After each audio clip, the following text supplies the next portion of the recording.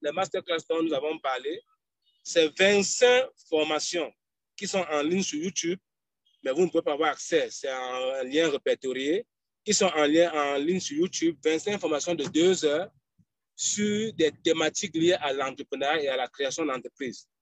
Ça, ce sont des outils que nous vous donnons. Et ces 25 formations, pendant les réunions que nous faisons dans le cadre d'une mission de design de projet ou de business plan, nous les déroulons en fonction des personnes qui sont en face de nous, en fonction de leurs besoins en formation et en leadership. Nous déroulons ces formations-là et ce qui fait que dans le cadre de la mission 2, effectivement, nous faisons ce qu'on appelle de la création de valeur. Création de valeur, ça voudrait dire quoi? Ça voudrait dire que vous partez de l'idée de projet à un projet. Lorsque vous avez les études de faisabilité, ça veut dire que maintenant vous avez un projet, ce n'est plus une idée de projet.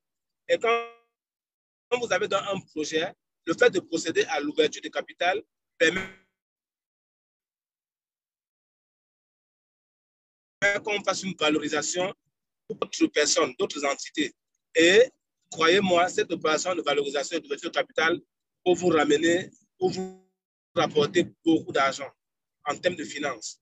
Et le jeu d'ailleurs dans cette opération, c'est que nous vous mettions du cash dans la poche, nous appelons souvent ça la poche arrière.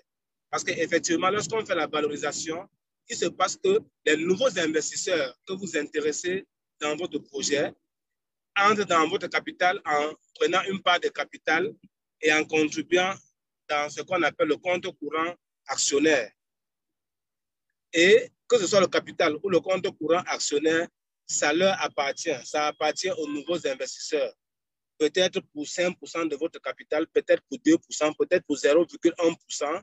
C'est un algorithme que nous mettons en place dans le cadre de la valorisation et on détermine les différents lots, les différents pourcentages.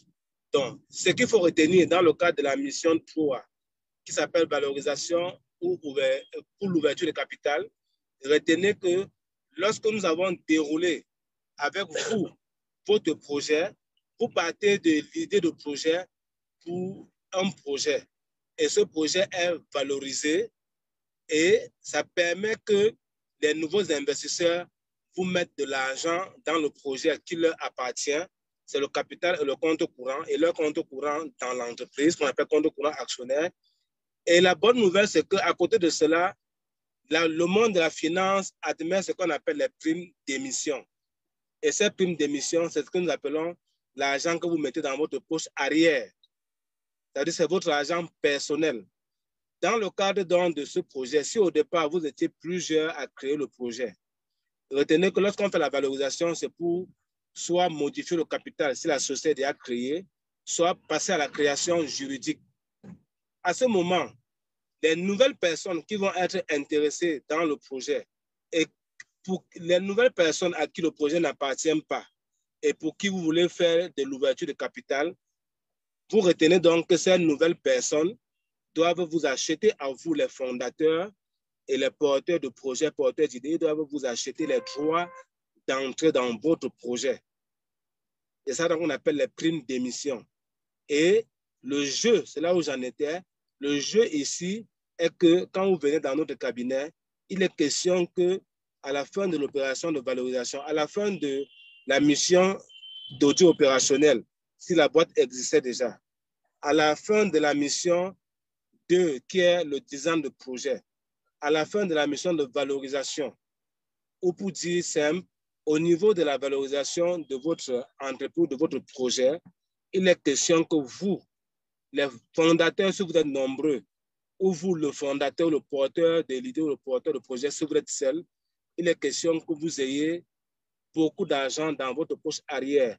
Cet argent, c'est quoi? C'est la rémunération de tout ce que vous avez fait comme effort avant que les autres n'arrivent au sein de votre entreprise. Bon, on n'ira pas loin, plus loin que ça, parce que bien évidemment, le temps ne le permet pas. Mais c'est important que vous le compreniez.